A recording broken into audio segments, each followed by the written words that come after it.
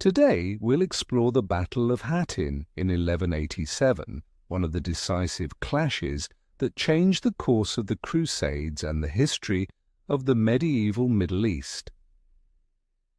If you're passionate about history and want to discover more fascinating stories, don't forget to subscribe and turn on notifications so you won't miss our latest videos.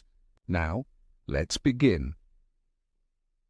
After the First Crusade, 1096 to 1099, Western Christians captured significant territories in the Middle East, most notably Jerusalem, and established Crusader states such as the Kingdom of Jerusalem, the Principality of Antioch, the County of Tripoli, and the County of Edessa.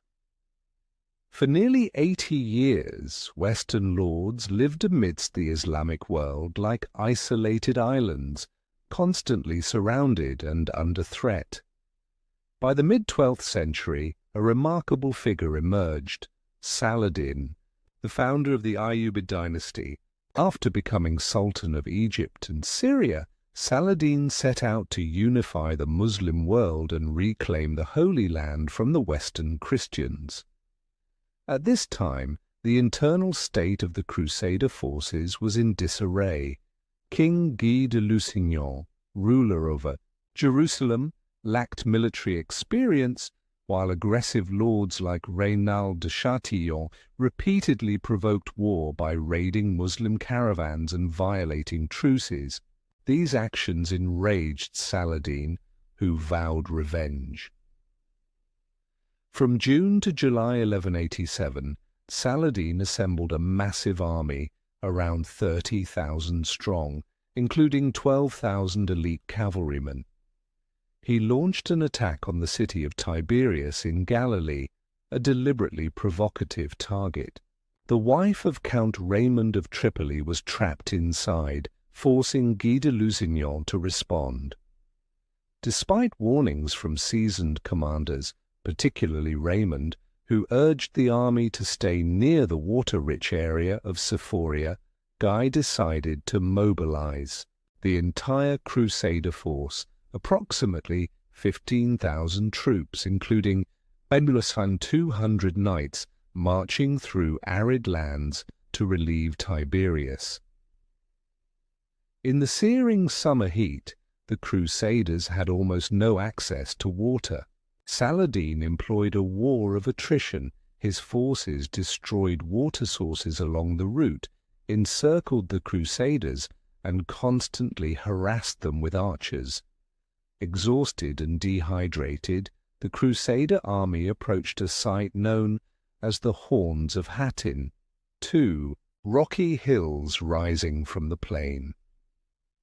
On the evening of July 3rd, they set up camp in desperation, surrounded on all sides by Saladin's forces. At dawn the next morning, Saladin ordered dry grass to be set on fire, filling the air with choking smoke and intensifying the heat. The Crusaders, thirsty, fatigued, and now disoriented, attempted to break through to Lake Tiberias but were cut off. The Templar and Hospitaller Knights, two of the most renowned Crusader orders, fought bravely but were ultimately overwhelmed and destroyed in repeated charges broken by Muslim cavalry. King Guy de Lusignan was captured along with many nobles, including Balian of Ibelin, Raymond of Tripoli, who later escaped, and most notably Raynald de Châtillon, Saladin's sworn enemy. Saladin personally executed Raynald for his crimes against Muslims.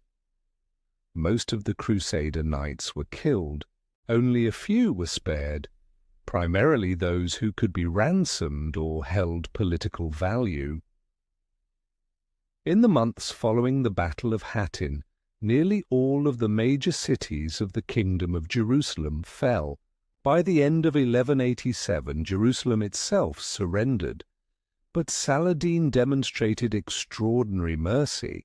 Instead of a massacre like that of 1099, He allowed citizens to ransom themselves and guaranteed the safety of many inhabitants.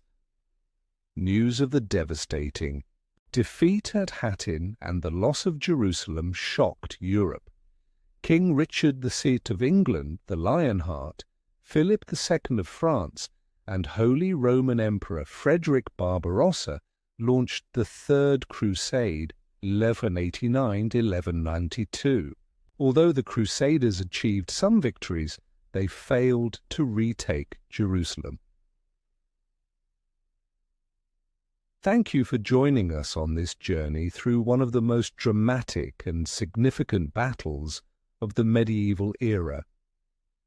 If you found this content informative and engaging, don't forget to like, subscribe, and share the video to spread the passion for history even further. We'll see you in the next video.